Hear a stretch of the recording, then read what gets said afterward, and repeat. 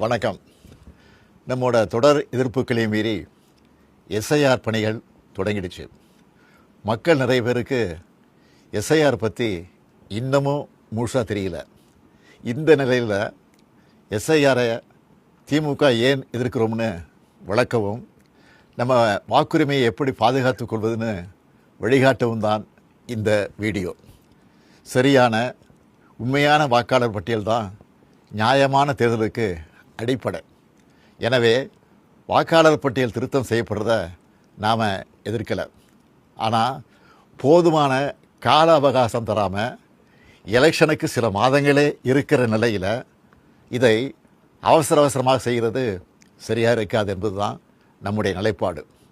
தேர்தல் ஆணையத்தோட கூட்டு சேர்ந்து வாக்காளர் பட்டியலில் பாஜக எப்படியெல்லாம் மோசடி பண்ணியிருக்குன்னு மக்களவை எதிர்க்கட்சி தலைவர் அருமை சகோதரர் ராகுல் காந்தி அவர்கள் பத்திரிகையாளர் சந்திப்பு நடத்தி ஏற்கனவே விளக்கியிருக்கிறார். மாண்புமிகு கேரள மாநிலத்தினுடைய முதலமைச்சர் பினராயி விஜயன் அவர்களும் மாண்புமிகு மேற்கு வங்கத்தினுடைய முதலமைச்சர் மமதா அவர்களும் கூட இந்த எஸ்ஐஆரை தீவிரமாக எதிர்க்கிறாங்க. நாமளும் எஸ்ஐஆர் அறிவித்தப்பவே இது சதின்னு உணர்ந்து எதிர்த்தோம். கூட்டணி கட்சிகளோட கலந்து பேசணும். அனைத்து கட்சி கூட்டம் கூட்டி தீர்மானம் போட்டோம். உச்சநீதிமன்றத்தில் வழக்கு போட்டிருக்கிறோம். வர்ற 11ஆம் தேதி எல்லா மாவட்ட தலைநகரங்கள்லேயும் மதச்சார்பற்ற முற்போக்கு கூட்டணி சார்பில் ஆர்ப்பாட்டங்களை அறிவிச்சிருக்கிறோம். அதுக்கு முன்னாடி எஸ்ஐஆருக்காக வழங்கப்படுகிற கணக்கீட்டு படிவத்திலேயே எத்தனை பிரச்சனைகள் குழப்பங்கள் இருக்குன்னு உங்களோடு பகிர்ந்துக்கன்னு நினைக்கிறேன். இதோ எனக்கு கூட இந்த எனுமரேஷன் ஃபாரம் கொடுத்துருக்குறாங்க. உங்களில் சில கையிலையும் இந்த ஃபாரம் இந்நேரம் வந்து சேர்ந்துருக்கும். இதில் முதல்ல நம்முடைய விவரங்களை கேட்குறாங்க.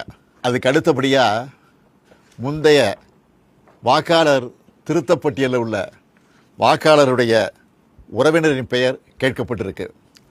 உறவினர்னா யார்? அப்பாவா, அம்மாவா, அண்ணனா, தங்கையா, கணவனா, மனைவியா, பசங்களா, யார்? எல்லாரும் தானே வாக்காளர் பட்டியல் இருப்பாங்க.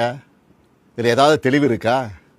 வாக்காளருடைய உறவினர் பெயர்னு சொல்லப்பட்டிருக்கக்கூடிய இடத்துல முதல்ல பெயரும் பிறகு வாக்காளரின் புகைப்பட அடையாள அட்டை எண் என்றும் கேட்கப்பட்டிருக்கு.